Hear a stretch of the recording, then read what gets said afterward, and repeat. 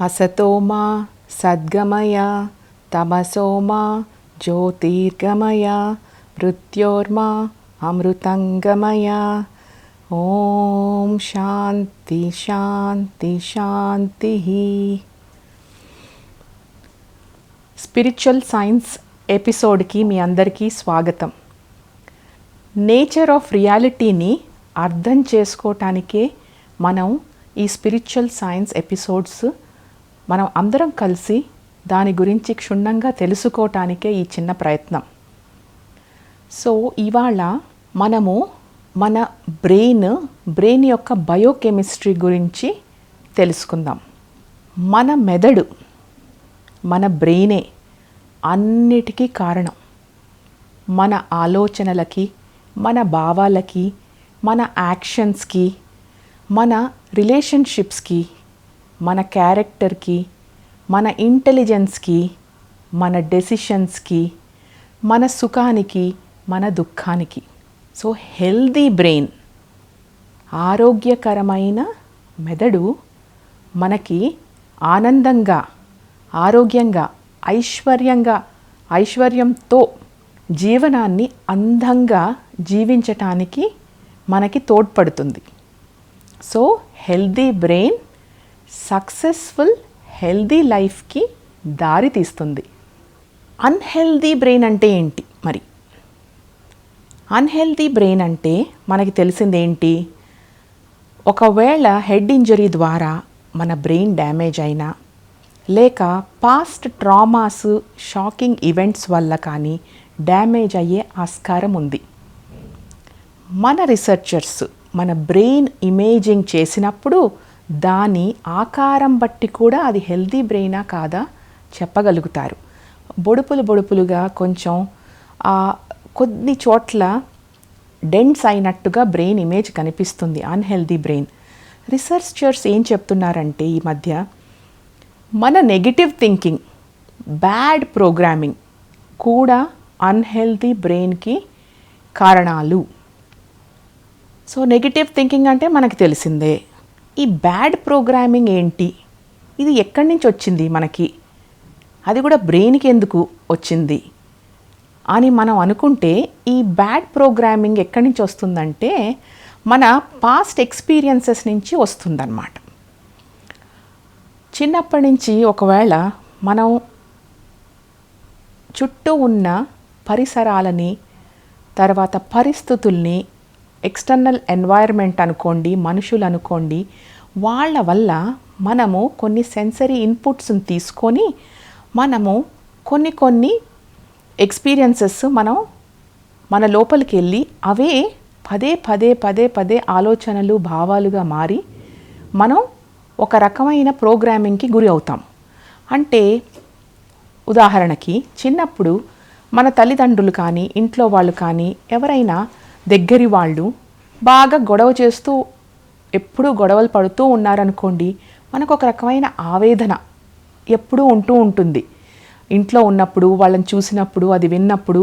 అలాగే మన తోబుట్టు కానీ, మన స్నేహితులు కానీ, మన యొక్క నేబర్స్ పిల్లలు కానీ ఎవరైనా అవ్వచ్చు, చిన్నప్పుడు ఊరికే మనని భయపెడుతూ ఉన్నారనుకోండి, ఏడిపిస్తూ ఉన్నారనుకోండి, ఒక రకమైన ఆందోళన, భయానికి గురి అయ్యి ఎప్పుడూ స్ట్రెస్లో ఉంటూ మనం కాపాడుకోవటానికి, వాళ్ళ నుంచి దెబ్బలు తినకుండా కానీ, ఏడిపింపబడకుండా కానీ పారిపోవటానికి ప్రయత్నిస్తూ ఉంటాము. సో ఇవి మళ్ళీ మనకి లోపల ఇవే ఆవేదనలు కానీ, బాధలు కానీ, లేకపోతే కోపాలు కానీ, ఇవన్నీ పదే మనం లోపల ఎప్పుడైతే ప్రోగ్రామింగ్గా తయారవుతుందో అదే బ్యాడ్ ప్రోగ్రామింగ్. దీని గురించి ఇంకా వివరంగా మనం తెలుసుకుందాం. సో ఈ బ్రెయిన్ వేవ్స్ని బట్టి మన బ్రెయిన్ ఫంక్షన్, బ్రెయిన్ యాక్టివిటీని తెలుసుకోవచ్చు. సో చాలా రీసెర్చెస్ అయ్యాయి. చాలా స్ట్రెస్లో ఉన్న బ్రెయిన్ని తీసుకెళ్ళి దాన్ని రీసెర్చ్ చేస్తే దానికి వచ్చే వేవ్ ప్యాటర్న్ ఎలా ఉంది, దాన్ని బట్టి మన బ్లడ్ ఫ్లో, మన యాక్టివిటీస్ ప్యాటర్న్స్ ఎలా ఉన్నాయి కూడా తెలుస్తాయి. అదే కాన్సన్ట్రేటెడ్ బ్రెయిన్ ఉన్న మనిషిని ఇమేజింగ్ చేస్తే వాళ్ళ బ్రెయిన్ వేవ్స్ చాలా కొహెరెంట్గా, అలైన్డ్గా ఉంటాయన్నమాట. ఇవన్నీ స్టడీస్కి బ్రెయిన్ స్పెక్ట్ ఇమేజింగ్ అనేది మన ఎంఆర్ఐ కంటే సిటీ కంటే ఇంకా ఎక్కువ డీప్ వివరాలు మనకి తెలుపుతుంది. స్పెక్ట్ అంటే single photon emission computed tomography. దీని ద్వారా మన సైంటిస్ట్స్ చాలా అభివృద్ధికి తీసుకొచ్చారు. ఎలాగ మన బ్రెయిన్ ఫంక్షను ఎలాగ మనకి మన లైఫ్కి మన జీవితానికి ఎలా ఎఫెక్ట్ చేస్తుంది అనేది. సో మనకి మన ఋషులు కానీ మన ఇన్నర్ సైంటిస్ట్స్ ఎప్పటి నుంచో బోలెడంతా మన స్వభావం మీద, నేచర్ ఆఫ్ రియాలిటీ మీద చాలా రీసెర్చ్ చేశారు. వాళ్ళు మెడిటేషన్ స్టేట్స్లో ఉంటూ వాళ్ళు చాలా గమనించారు, చాలా తెలుసుకొని మనకి బోలెడంతా లిటరేచర్ రూపంగా, టీచింగ్స్ రూపంగా ఇచ్చారు. ఇప్పుడు సైన్స్ కూడా చాలా క్వాంటమ్ లీప్ తీసుకుంది. ఈ కాన్షియస్నెస్ గురించి, నేచర్ ఆఫ్ రియాలిటీ గురించి మనకి చెప్పటానికి అది బాగా ఎక్విప్ అయింది. అది బ్రెయిన్ ఫంక్షన్ గురించి బ్రెయిన్ ఇమేజింగ్ కావచ్చు, న్యూరో సైన్స్ కావచ్చు, న్యూరో ప్లాస్టిసిటీ కావచ్చు, సైకో న్యూరో ఇమ్యూనాలజీ, ఇవన్నీ చాలా అభివృద్ధి చెంది మనకి చాలా రీసెర్చ్ అందిస్తుంది మన గురించి.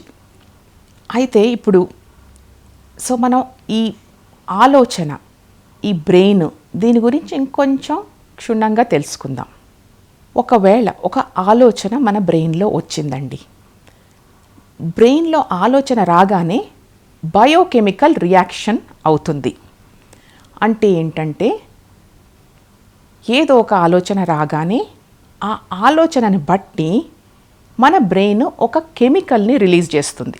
ఆ కెమికల్ మెసెంజర్ అనుకోండి, సిగ్నల్ అనుకోండి, మన కమ్యూనికేషన్ మోడ్, మనం ఎట్లా ఇప్పుడు మాట్లాడుతూ కమ్యూనికేట్ చేసుకుంటున్నామో లాంగ్వేజ్ ద్వారా, అదే విధమైన కెమికల్ రూపంలో అది ఆలోచనని బట్టి అది రిలీజ్ చేస్తుంది. ఎక్కడికి రిలీజ్ చేస్తుంది? ప్రతి సెల్లోకి రిలీజ్ చేస్తుంది. ప్రతి సెల్కి ఔటర్ కవరింగ్లో సెల్ రిసెప్టర్స్ ఉంటాయి. అది ఆ రిసెప్టర్స్ని టచ్ చేయగానే మన సెల్ లోపల కెమిస్ట్రీని ఈ బ్రెయిన్ ఆలోచన వల్ల పంపించిన కెమిస్ట్రీకి మ్యాచ్ చేయాలి. అది మ్యాచ్ చేసుకుంటుంది. కెమికల్గా దాని ఎనర్జీ వేవ్ అనుకోండి, వైబ్రేషన్ అనుకోండి, ఫ్రీక్వెన్సీ అనుకోండి, ఈ ఆలోచనకి కంప్లీట్గా అలైన్ అవుతూ ఒక భావం, ఎమోషన్ని, ఫీలింగ్ని అది మ్యాచ్ అయ్యే ఫ్రీక్వెన్సీలో కెమిస్ట్రీతో తయారు చేస్తుందన్నమాట. సో ఇప్పుడు ఈ ఆలోచన ఎప్పుడైతే వచ్చి మన సెల్స్ మీద ఉంటుందో, బ్రెయిన్ పంపించే కెమికల్స్, బ్రెయిన్ మెసెంజర్స్ ఎలా ఉంటాయంటే మనము న్యూరో ట్రాన్స్మిటర్స్ అంటాము, న్యూరో పెప్టైడ్స్ అంటాము, హార్మోన్స్ అని కూడా అంటాము. ఇవే మెసెంజర్స్ని. అంటే న్యూరో ట్రాన్స్మిటర్స్ అంటే ఇప్పుడు మన బ్రెయిన్ నర్వ్ సెల్స్కి పంపించే మెసేజెస్. న్యూరో పెప్టైడ్స్ ఏంటంటే అవి కూడా బ్రెయినే క్రియేట్ చేసే కెమికల్స్. అది హైపోథాలమస్ అనే భాగం, మన బ్రెయిన్లో హైపోథాలమస్ ఉంటుంది, అక్కడి నుంచి అదొక కెమికల్ రిలీజ్ అవుతుంది. అది వెళ్ళి పిట్యూటరీ గ్లాండ్ అని ఉంటుంది మనకి. Master of all glands is pituitary gland. Pituitary gland ద్వారా వెళుతూ హార్మోన్స్ని అక్యూములేట్ చేసుకొని సెల్ దగ్గరికి వెళ్తుందన్నమాట. అప్పుడు ఆ సెల్ దాని ఫ్రీక్వెన్సీతో, ఆలోచన ఫ్రీక్వెన్సీతో ఈ లోపల కెమిస్ట్రీని మార్చుతుంది. సో కెమికలీ ఇప్పుడు బాడీ ఉన్న బ్రెయిన్ సిద్ధం అవుతాయి. దేనికి? యాక్టివిటీకి, ఫంక్షన్కి. సో ఇప్పుడు ఏదైనా యాక్టివిటీ చేయాలనుకోండి, బాడీలో ఫంక్షన్స్ కూడా అవుతాయి. ప్రతి ఆర్గను కరెక్ట్గా ఫంక్షన్ చేయాలి, ఎలా ఫంక్షన్ చేయాలి అన్నది ఒక యాక్టివిటీయే, బాడీ యాక్టివిటీ. మనము బయట ప్రపంచంతో ఇంటరాక్ట్ అవుతూనే ఉంటాం, అది యాక్టివిటీయే. యాక్షన్, రియాక్షన్స్ ఇవన్నీ. సో ఇది చాలా ఫాస్ట్గా స్ప్లిట్ ఆఫ్ ఎ సెకండ్లో ఇదంతా అయిపోతూ ఉంటుందన్నమాట, ఈ అలైన్మెంట్. సో అప్పుడు ఎప్పుడైతే మన ఆలోచన, మన భావము రెండు అలైన్ అయిపోతాయో, కలుస్తాయో, ఒక స్టేట్ ఆఫ్ బీయింగ్ అనేది తయారవుతుంది. అంటే మనం సంతోషంగా ఏదైనా సంతోషమైన వార్త విన్నప్పుడు ఆ ఆలోచన వెళ్ళి మన భావంతో కలిసి సంతోషం అనే స్టేట్ ఆఫ్ బీయింగ్ని తయారు చేస్తుంది. లేదా ఒకవేళ చాలా ఎక్సైట్మెంట్ వచ్చే వార్త విన్నామనుకోండి, ఎక్సైటెడ్ స్టేట్లో ఉంటుంది, స్టేట్ ఆఫ్ బీయింగ్లో. అదే ఆందోళన, భయము కారణమయ్యే ఆలోచనల వల్ల, అలాంటి ఫీలింగ్స్ వల్ల అలాంటి స్టేట్ వస్తుంది. లేదా కోపం, ఐఎమ్ యాంగ్రీ, నేను కోపిష్టిని, నాకు కోపంగా ఉంది అంటాం. ఇది మన స్టేట్ ఆఫ్ బీయింగ్గా ఈ రెండు ఆలోచన భావము ఏకమైనప్పుడు, కెమికల్గా ఒకటే స్థితిలో ఉన్నప్పుడు మనకి మన స్టేట్ ఆఫ్ బీయింగ్ తయారవుతుంది. అందుకని మనం రోజంతా మనం లెగిసి ఉన్న మెలకువలో ఉన్నంతసేపు మనము దేనితో ఒక దాంతో ఇంటరాక్ట్ అవుతూనే ఉంటాం కదా. ఏదో ఒకటి, మనుషులు అనుకోండి, పరిస్థితి అనుకోండి, మన మూడ్స్ మారుతూ ఉంటాయి, మన ఆలోచనలు మారుతూ ఉంటాయి, మన భావాలు మారుతూ ఉంటాయి. ఆ మారుతూ ఉన్న వాటి వల్ల మన స్టేట్ ఆఫ్ బీయింగ్ రకరకాలుగా ఉంటుంది. ఒకే రకంగా స్థిమితంగా ఉండదు, ఎందుకంటే ఆలోచనలు వేరువేరుగా ఉంటాయి కాబట్టి. ఇప్పుడు మనం తెలుసుకోవాల్సింది ఇంకొకటి ఉంది. ఇంత మటుకు మనందరికీ తెలిసిందే సైన్స్ పరంగా. ఇప్పుడు ఏమవుతుందంటే, ఇప్పుడు ఎలాగైతే మన బ్రెయిన్ ఒక కెమికల్ని పంపించి ఆ కెమిస్ట్రీని మన సెల్తో మ్యాచ్ చేసిందో, అదేవిధంగా ఇప్పుడు ప్రతి సెల్ కూడా ఒక కెమికల్ని బ్రెయిన్కి మళ్ళీ సిగ్నల్ ద్వారా పంపిస్తుంది. అప్పుడు ఆ బ్రెయిన్ ఏం చేయాలంటే ఈ ఎమోషన్కి తగిన కెమిస్ట్రీతో ఒక ఆలోచనని తీసుకొస్తుంది మళ్ళీ. సో ఈ బాడీ పంపించే సిగ్నల్ అంటే ఈ ఎమోషన్ అనుకోండి, ఫీలింగ్ అనుకోండి, భావం అనండి, దీన్ని మ్యాచ్ చేసే ఆలోచనని క్రియేట్ చేస్తుంది. అది మళ్ళీ ఆ ఆలోచన సిగ్నల్ని పంపిస్తుంది సెల్కి. దాన్ని మ్యాచ్ చేసే ఫీలింగ్ బాడీ సెల్స్లో క్రియేట్ అవుతాయి. మళ్ళీ ఇది వెళ్ళి బ్రెయిన్ని మళ్ళీ దానికి మ్యాచ్ చేసుకుంటూ పోతుంది. ఇది ఒక సైక్లిక్గా ఫామ్ అవుతూ ఉంటుంది ఆలోచన, భావం. ఇప్పుడు మనం తెలుసుకోవాల్ది ఏంటంటే, పదే పదే ఒకే రకమైన ఆలోచనలు ఆలోచిస్తూ ఉన్నప్పుడు, ఒకే రకమైన భావనలు కలిగినప్పుడు మనం అందులో ఇరుక్కుపోయి ఉంటాం. మనం ఏమీ చేయలేని పరిస్థితుల్లో ఏదో పప్పెట్స్ లాగా దాని అదుపులో ఉంటాము. ఎందుకంటే మన బాడీ ఆల్రెడీ ఒక భావం క్రియేట్ చేసుకుంది కదా, ఆ కెమికల్గా ఆలోచన ఉండాలి. సో మన భావం కంటే గొప్ప ఆలోచన రావటానికి ఛాన్స్ లేదు, ఎలివేటెడ్ థాట్స్ రావటానికి ఛాన్స్ లేదు. ఈ భావము దాన్ని కంట్రోల్ చేస్తుంది. అందుకే మన వాళ్ళు అన్నారు, యద్భావం తద్భవతి, మన భావం వల్లే అంతా మనకి. అయితే ఇప్పుడు ఒకే రకమైన ఆలోచనలు ఆలోచించి భావము వెళ్ళి మళ్ళీ ఆలోచనని రేకెత్తిస్తూ ఉంటూ ఏమవుతుందంటే, ఒక రకమైన హ్యాబిచువల్ మైండ్ ఫామ్ అవుతుంది. ఇప్పుడు బాడీయే అన్కాన్షియస్ మైండ్గా తయారైపోతుంది. హ్యాబిచువల్ మైండ్, కండిషన్డ్ మైండ్ అంటే ప్రోగ్రామింగ్ అవ్వబడటం అంటే ఏంటి? ఇదే ఆ ప్రోగ్రామింగ్కి కారణం. సో మన ప్రోగ్రామ్స్ ఎలా ఉన్నాయి అంటే, మనం చిన్నప్పటి నుంచి మనని గమనించుకుంటే, మనం ఒక్కొక్కసారి మనం కొంతమందిని కలుస్తామండి, ఒక 20 ఏళ్ల క్రితం కలిసి ఉంటాం, మళ్ళీ ఇప్పుడు 20 ఏళ్ల తర్వాత వెళ్ళి కలిసామనుకోండి, వాళ్ళు అదే ఆలోచనలు అదే భావంతో మనం చూస్తాము.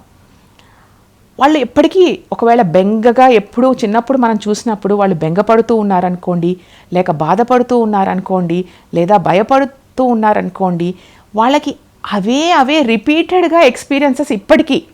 కారణాలు వేరు చెప్తారు వాళ్ళు, వీళ్ళ వల్ల భయము, వాళ్ళ వల్ల, నా పరిస్థితి వల్ల అని రకరకాల కారణాలు చెప్తారు. కానీ వాళ్ళు మాత్రం అదే భావంలో, అదే ఆలోచన సైకిల్లో, ఒక సర్క్యూట్లో ఇరుక్కుపోయి ఉంటారనమాట. సో అందుకని మనుషులు మారటం చాలా కష్టం అంటారు. ఈ సైకిల్లో ఇరుక్కుపోయాక ఎందుకు మార్పు కష్టం అంటే, అదొక ఎదురీత లాంటిది. ఈ హ్యాబిట్ అయిపోయిన మైండ్ని బ్రేక్ చేయటానికి కొంచెం ఎఫర్ట్ పెట్టాలి. అప్స్ట్రీమ్ ఎదురీతలాగా ఉంటుంది. సో ఇంకొకటి, మనకి ఒక్కొక్కసారి ఇప్పుడు ఈ ఆల్కహాల్కి కానీ సిగరెట్లకు కానీ ఎడిక్ట్ అవుతాం కదా, డ్రగ్స్కి కానీ, షుగర్కి కానీ, కాఫీకి కానీ, ఇలా ఎడిక్షన్స్ ఉంటాయి కదా, తొందరగా వదిలిపెట్టలేం కదా వాటిని. అలాగే ఈ బాడీ ఏమవుతుందంటే ఈ కెమికల్స్కి ఎడిక్ట్ అయిపోతుంది. ఈ బాధపడటమో, కోపంగా ఉండటమో, ఊరికే వరి అవ్వటమో, ఇలాంటి కెమిస్ట్రీకి అది బాగా ఎడిక్ట్ అయిపోతుంది. సో అది లేకపోతే అది లేదు అనిపిస్తుంది అన్నమాట. సో ఈ సైకిల్ని బ్రేక్ చేయటమే మనం మార్పు తెచ్చుకోవటం అనేది. మనం పర్సనల్ ట్రాన్స్ఫర్మేషన్ అవ్వాలి అంటే ఈ సైకిల్ని మనం బ్రేక్ చేయాలి. ఇప్పుడు ఈ హ్యాబిచువల్ మైండ్ ఎక్కడుంది? బాడీలోనే ఉంది, ఇప్పుడు ప్రతి సెల్లో ఉంది. సో ఒక ఎగ్జాంపుల్, 30 సంవత్సరాల నుంచి మనం కారు నడుపుతున్నాం అనుకోండి. సో మనం ఆటోమేటిక్గా బాడీలో మెమరైజ్ అయిపోయి ఉంటుంది అది. అది ఎలా నడపాలి మనం ఆలోచించే పని లేదు.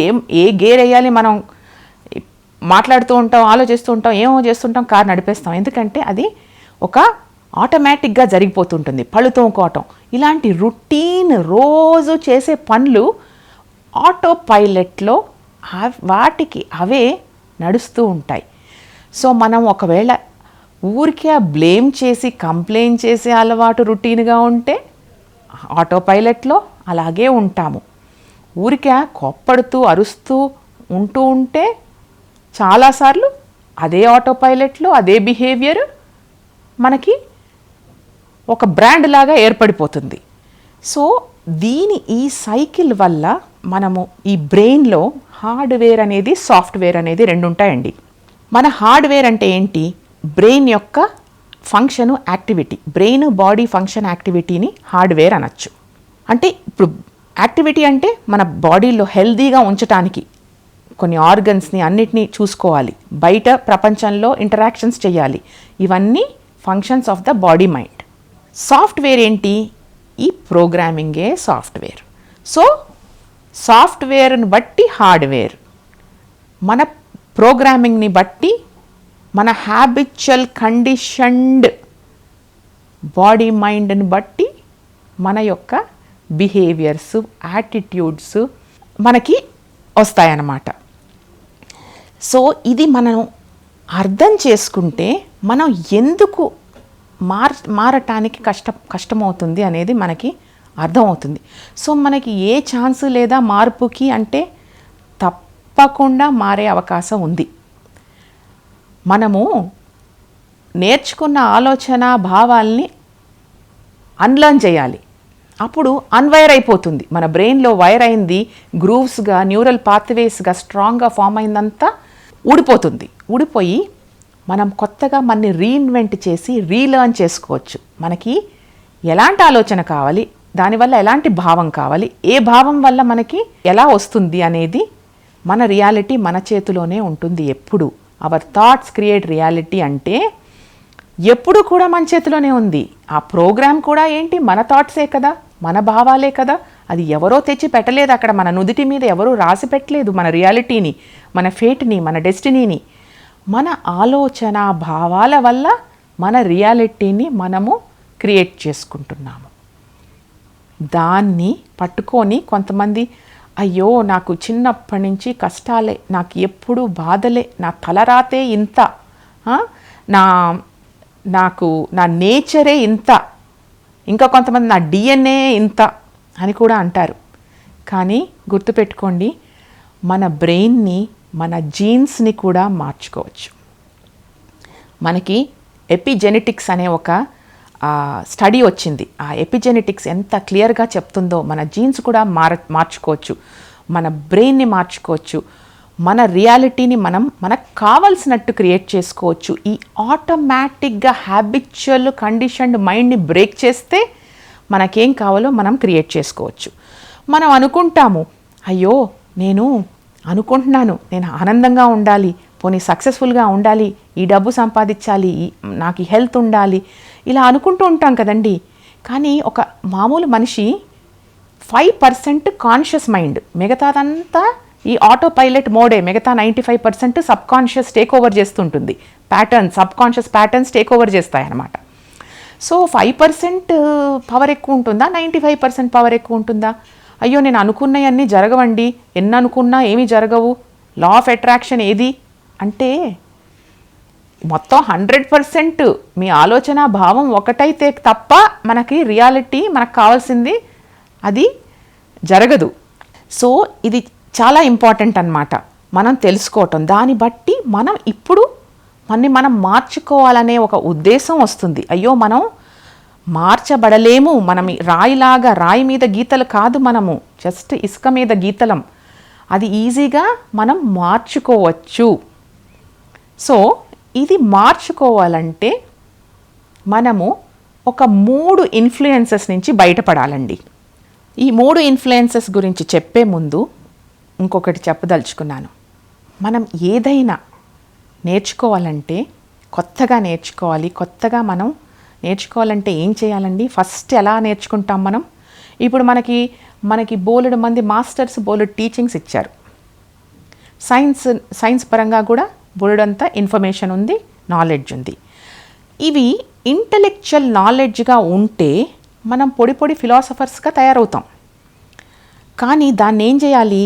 దాన్ని మనం ఎక్స్పీరియన్స్లోకి ప్రాక్టికల్గా అప్లై చేసుకోవాలి. మన జీవితంలో అప్లై చేసుకొని అప్పుడు పదే అప్లై చేసుకొని దాని రిజల్ట్స్ పాజిటివ్గా పొందగలగాలి. అప్పుడే మనకి దానివల్ల లాభం. లేకపోతే ఎంత తెలుసుకున్నా, ఎంత చదివినా అది మనకి ఏం లాభం? నేను ఎన్నో పుస్తకాలు చదువుతున్నాను, ఎన్నో భగవద్గీతలు ఎన్నోసార్లు చదివాను, లేక ఇది చదివాను, అది చదివాను, ఆ ప్రసంగం విన్నాను, ఆ ఉపన్యాసం విన్నాను, ఎంతసేపు నాకు ఇదే ధ్యాస, ఈ పిరమిడ్ ఛానల్లోనే అన్నీ వింటుంటాను, అందరు మాస్టర్ చెప్పేది, గంటలు ధ్యానం చేస్తున్నాను. అది కాదండి. మన నేర్చుకోవాల్సింది మనకి రైట్ నాలెడ్జ్ కావాలి. రైట్ నాలెడ్జ్ కావాలంటే ఎక్కడి నుంచి వస్తుందండి? రైట్ నాలెడ్జ్ ఎక్కడ పడితే అక్కడ విన్నది మనం నమ్మేసి దాన్ని నాలెడ్జ్గా తీసుకోవటం కాదు. ఎక్స్పర్ట్స్ దగ్గర నుంచి తీసుకోవాలి. ఆ సబ్జెక్ట్లో ఎక్స్పర్టీస్ చాలా బాగా అవగాహన ఉన్న వాళ్ళ దగ్గర నుంచి మనం నాలెడ్జ్ తీసుకోవాలి. సో రైట్ నాలెడ్జ్ అలా వస్తుంది. రైట్ నాలెడ్జ్ నుంచి రైట్ అండర్స్టాండింగ్కి మార్చుకోవాలి. మనం దాన్ని మళ్ళీ నెమరు వేసుకుంటూ దాని లోతుపాతులు తెలుసుకుంటూ లాజికల్గా అనలైజ్ చేసి దాన్ని ఎగ్జామిన్ చేసి ఎక్స్పెరిమెంట్ చేసుకోవాలి జీవితంలో. అప్పుడు రైట్ కాన్సన్ట్రేషన్, రైట్ మెడిటేటివ్నెస్గా మారాలి. అది అంటే అది మనతో ఆ నాలెడ్జ్ విజ్డమ్గా మారిపోవాలి. నాలెడ్జ్తో మనం కలిసిపోవాలి. అదే మెడిటేటివ్నెస్. అప్పుడు కానీ మన టీచింగ్స్ కానీ జ్ఞానం కానీ విజ్ఞానంగా మారదు. మనకు అందరూ చెప్తారు 3 అవసరం మనకి ఒక నాలెడ్జ్, ఒక జ్ఞానం రావాలంటే. అవి ఏంటి? శ్రవణము, మననము, నిధిధ్యాసన. శ్రవణం అంటే వినటం అంటే ఏదో వినటం కాదు, ఎవరు పడితే వాళ్ళ దగ్గర వినటం కాదు. రైట్ మాస్టర్ దగ్గర, రైట్ గురువు దగ్గర, రైట్ ప్లేస్లో నుంచి, రైట్ ఎక్స్పర్ట్ దగ్గర నుంచి మనము ఓపెన్ మైండ్ అవసరం. ఫస్ట్ మనకి వినాలంటే ఓపెన్ మైండ్. ఓపెన్ మైండ్ అంటే ఏంటండి? ఎప్పుడు వినేటప్పుడు ఓపెన్ మైండే ఉంటుంది అనుకుంటాం. కాదండి. మనకు ఆల్రెడీ కొన్ని కండిషన్డ్ బిలీఫ్స్, నమ్మకాలు ఉంటాయి. నాకు తెలిసిందే రైటు, ఇదే కరెక్టు, అదే కరెక్టు అనే కొన్ని ఆలోచనలు, భావాలు ఉంటాయి. వాటిని పక్కన పెట్టాలి. వినేటప్పుడు పక్కన పెట్టి ఓపెన్ మైండ్తో మనం దాన్ని ప్యూర్ లిసనింగ్తో మనం గ్రహించాలి. గ్రహించి దానిని మననం చేసుకోవాలి. ఆ మననం చేసుకున్నప్పుడు పదే ఇందాక చెప్పినట్టు దాన్ని ఎగ్జామిన్ చేసుకొని, దాన్ని అప్లై చేసుకొని, దాని రిజల్ట్స్ చూసుకోవాలి. అప్పుడు దానిని నిధిధ్యాసన, 3వ స్టేట్ ఏంటంటే కంప్లీట్గా అది మన లివింగ్ రియాలిటీ, లివింగ్ ట్రూత్గా మారిపోతుంది. అప్పుడు దానికోసం ఇంకా వేరే ఎఫర్ట్ పెట్టక్కర్లే, మనకి అది వచ్చేస్తుంది అన్నమాట. న్యాచురల్గా ఈ లెర్నింగ్ అనేది కొత్తగా వచ్చేస్తుంది. మనం ఏది నేర్చుకోవాలనుకున్నామో దాన్ని బట్టి మనం రీఇన్వెంట్ చేసుకుంటూ పోవటమే. సో ఇప్పుడు మనము ఈ ప్రోగ్రామింగ్ గురించి ఒక ఉదాహరణ చెప్తాను. ఎలా వస్తుంది మనకి ప్రోగ్రామింగ్ మనలోకి అనేది ఒక ఉదాహరణ. నేను చెప్పాను కదండి, మనము మెలకువలో ఉన్నంతసేపు మనం ఇంటరాక్షన్స్ అవుతూనే ఉంటాం. మన బాస్తో అవుతాము, మన ఎంప్లాయీస్తో అవుతాము, మన పక్కింటి వాళ్ళతో అవుతాము, మన ఫ్రెండ్స్తో అవుతాము, మన బంధువులతో అవుతాము, మన కింద పనిచేసే వాళ్ళతో అవుతాం, మన భార్యతో అవుతాం, మన భర్తతో అవుతాం, మన తల్లిదండ్రులతో, మన తాత ముత్తాతలతో అనుకోండి ఉంటే, బిడ్డలతో, మనవాళ్ళతో, ఇన్ని రకాలుగా మనం ఇంటరాక్షన్ అవుతూ ఉంటాం. సో మీరు మీ జీవితానికి అన్వయించుకోండి. నేను ఒక ఉదాహరణ చెప్తాను. ఒక భర్త ఎండాకాలం ఉద్యోగరీత్యా, ఆయన ఉద్యోగం ఏంటి, బాగా బయట తిరిగే మార్కెటింగ్ పని అనుకోండి. అలా తిరిగి బాగా అలసిపోయి ఆ రోజు వాళ్ళ బాస్తో చివాట్లు తిని ప్రమోషన్ కూడా మిస్ అయిపోయి, ఏదైనా అవ్వచ్చు, చాలా అలసిపోయి ఇంటికి చాలా కోపంగా అసంతృప్తిగా ఇంటికి వచ్చాడు. ఇంటికి వస్తే తలుపు తీయటం కొంచెం ఆలస్యమైంది. తలుపు తీయటం ఆలస్యం అయిపోతే ఇంకా ఇంటికి వచ్చి ఆనందంగా వచ్చాడు, కానీ మళ్ళీ ఆ కోపము ఆ అసంతృప్తి మళ్ళీ పెరగగానే వాటెవర్ భార్య వచ్చింది. ఇంకా కోపంగా ఎర్రగా మొహం కనిపిస్తుంది, కళ్ళు పెద్దగా కనిపిస్తున్నాయి, గట్టిగా అరవటం వినిపిస్తుంది. ఆ చెమటతో సాక్స్ కూడా ఒక రకమైన వాసన వస్తున్నాయి. ఇప్పుడు ఈ భార్య తన సెన్సెస్ అంటే 5 సెన్సెస్ ఇంద్రియాలు, చూడటం కానీ, వినటం కానీ, వాసన కానీ, ఫీలింగ్ కానీ, ఇవన్నీ ఆమెకి చూపుకి ఏం కనిపించింది? భర్త మొహం ప్రశాంతంగా లేదు, అలజడిగా ఉంది, కోపంగా ఉంది, ఎర్రగా ఉంది. వినపడింది ఏంటి? అరుపులు. వాసన ఏంటి? చెమట వాసన, సాక్స్ వాసన. సో ఆ లోపల ఒక రకంగా కడుపులో ఒక రకమైన క్వీజీ ఫీలింగ్, ఒక సడన్గా లోపల షివరింగ్ లాంటివి కూడా వస్తూ ఉంటాయి. అప్పుడు తనలో కెమిస్ట్రీ ఈ బయట ఎన్వైర్న్మెంట్ వల్ల మారిపోయింది. ఈ సెన్సెస్ యొక్క ఇన్పుట్ వల్ల తన లోపల కూడా తనకి బాధ, ఆందోళన, కోపము, ఇలాగా మిక్స్డ్ ఫీలింగ్స్, లోపల కెమిస్ట్రీ వచ్చేసింది. సో ఏదో ఒకటి ఎవరి దారిన వాళ్ళు ఆయన ఫ్రెష్ అవ్వటానికి వెళ్ళిపోయాడు, ఈవిడేదో చేయడానికి వంటింట్లోకి వెళ్ళిపోయింది. అప్పుడు ఈవిడేం చేస్తుంది? అదే మళ్ళీ గుర్తు తెచ్చుకుంటుంది ఆ ఎక్స్పీరియన్స్ గుర్తు తెచ్చుకున్నప్పుడు ఏమవుతుందంటే, ఒక భావం, ఆ భయము, ఆ బాధ, ఆ కోపము అనే భావము బాడీలో ఎప్పుడైతే కెమిస్ట్రీ తయారైందో, ఇది వెళ్ళి మైండ్ని అదే రకమైన ఆలోచనలు ఆలోచించడానికి చెప్తుంది. మన మైండ్కి అసలు అది నిజమైన ఎక్స్పీరియన్సా, లేకపోతే ఒక ఆలోచన వల్ల క్రియేట్ చేసుకున్న ఎక్స్పీరియన్సా తెలియదు, దానికి తేడా తెలీదు. నిజంగానే అయినా కూడా, లేక ఒక ఆలోచన, ఆ ఎక్స్పీరియన్స్ పాస్ట్ ఎక్స్పీరియన్స్ గురించి మన ఆలోచన వల్ల వచ్చే కెమిస్ట్రీ, స్టేట్ ఆఫ్ బీయింగ్కి తేడా తెలీదు. నిజంగానే అక్కడేదో బ్యాడ్ ఎక్స్పీరియన్స్ అవుతున్నట్టు సర్వైవల్ మోడ్లో స్ట్రెస్ హార్మోన్స్ రిలీజ్ చేస్తుంటుంది. సో ఇలాగా మనం పదే వీటిని మళ్ళీ మనం గుర్తు తెచ్చి మన మెమరీని క్రియేట్ చేసేస్తున్నాం. మన బాడీ ఏంటంటే ఈ భయపడటం, బాధపడటం ఇవన్నీ మెమరైజ్ అయిపోయి ఆటోమేటిక్గా ఈ భావాలు కంటిన్యూస్గా ప్రొడ్యూస్ అవుతూనే ఉంటాయన్నమాట. ఇది మన బ్యాడ్ ప్రోగ్రామింగ్కి కారణం అన్నమాట. సో ఈ బ్యాడ్ ప్రోగ్రామ్ నుంచి బయటపడాలి అంటే బయట మార్పు తేవటం కాదు, లోపల నుంచి బయటికి మార్పు తేవాలి. ఇప్పుడు ఏమైంది? బయటది మనని ఇన్ఫ్లుయెన్స్ చేసింది. మనం మార్చుకోవాలంటే లోపల నుంచి బయటని ఇన్ఫ్లుయెన్స్ చేయాలి. అది నెమ్మదిగా చూద్దాం అది ఎలా చేయాలో. సో ఇంతకు ముందు చెప్పాను కదా, ఒక 3 ఇన్ఫ్లుయెన్సెస్ నుంచి మనం బయటపడాలి. ఈ ప్రోగ్రామింగ్ నుంచి బయటపడాలంటే అవి ఏంటంటే, 1 ఇన్ఫ్లుయెన్స్ ఆఫ్ ఔటర్ ఎన్వైర్మెంట్. ఈ బయట ఎన్వైర్మెంట్ ఇన్ఫ్లుయెన్స్కి మనము ఇన్ఫ్లుయెన్స్ అవ్వకూడదు. 2ది, ఈ బాడీలో ఉన్న మెమరైజ్డ్ హ్యాబిచువల్ మైండ్ నుంచి అన్కాన్షియస్, సబ్కాన్షియస్ ప్యాటర్న్స్ అనుకోండి, సంస్కారాస్, ఇవే వాసనాస్, ఇవే ఎన్గ్రామ్స్, వీటి నుంచి ఇన్ఫ్లుయెన్స్ నుంచి బయటికి రావాలి. 3 ఇన్ఫ్లుయెన్స్ ఆఫ్ టైం నుంచి బయటికి రావాలి. ఈ టైం ఇన్ఫ్లుయెన్స్ అంటే ఏంటి? అసలు టైం అనేది ఏంటి? టైం అనేది యాక్చువల్లీ క్రియేట్ చేసేది మన ఆలోచనలు, మన భావాలు. ఎప్పుడు భవిష్యత్తు గురించి ఆందోళన పడితే, లేకపోతే పాస్ట్ గురించి ఆలోచిస్తున్నప్పుడు మనము ఈ టైం అనే దానికి ఇన్ఫ్లుయెన్స్ అవుతాము. ప్రజెంట్ మూమెంట్లో ఉండలేము.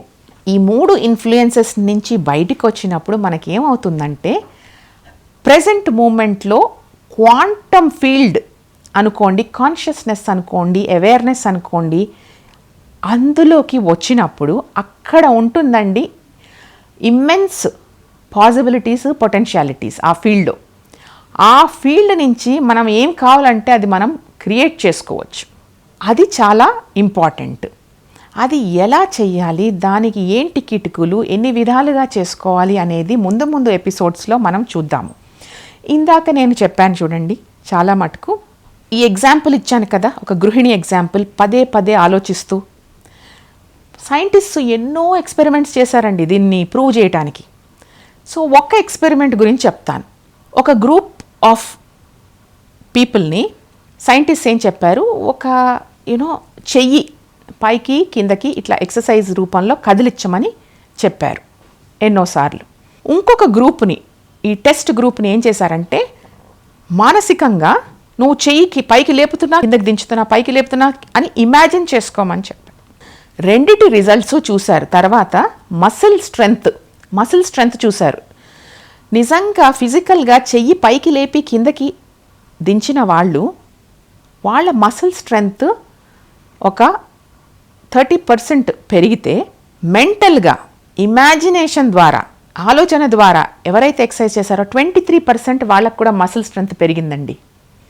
సో దీన్ని బట్టి నేను చెప్పేది ఏంటంటే, మన ఊరిగా అలాగ ఒక నెగిటివ్ థాట్ వచ్చినా, నిజంగా ఎక్స్పీరియన్స్లో అక్కడ ప్రాబ్లం లేదు, ఛాలెంజ్ లేదు, ఏమీ లేదు, అలవాటు ప్రకారం ఒక ఆలోచన వచ్చినా కూడా మన బాడీకి, మన బ్రెయిన్కి అది నిజమో తెలీదు, వెంటనే అది సిద్ధమైపోతుంది యాక్టివిటీ కోసం, రియాక్షన్, దానికి కావాల్సిన రియాక్షన్ కోసం అది సిద్ధమైపోతుంది.